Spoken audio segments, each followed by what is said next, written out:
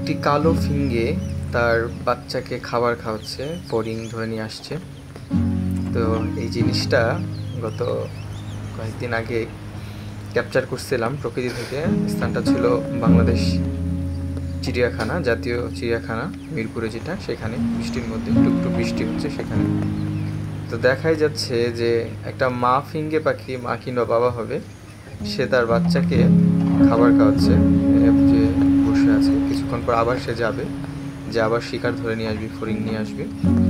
তো কালো ফিঙ্গিকে বিভিন্ন স্থানীয় নামে ডাকা হয়। এটাকে আমরা ইংলিশে বলি ব্ল্যাক দ্রঙ্গ। কোথাও এটাকে আমরা নর্মালি সারা বাংলাদেশে এটাকে কালো ফিঙ্গি বলেই ডাকা হয়, কোথাও ধেতচয়া নামে ডাকা হয়, আবার কখনো রাজা পাখি বলা হয়।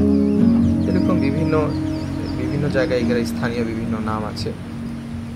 তো সবচেয়ে ইম্পর্টেন্ট বিষয় হচ্ছে যে এই পাখিটি মোটামুটি বাংলাদেশের সব জায়গাতেই দেখা যায়। এটার বৈজ্ঞানিক নাম হলো ডাইকোরাস ম্যাক্রোসার্কাস, এবং এই পাখিটি কালো, সম্পূর্ণই কালো এবং দেখতে খুবই আকর্ষণীয়। বাংলাদেশের জীববৈচিত্র্য এবং বাংলাদেশের পাখিদের তালিকায় এটি অত্যন্ত পরিচিত একটি পাখি, যেটি আমাদের আশেপাশে সব জায়গাতেই দেখা যায়।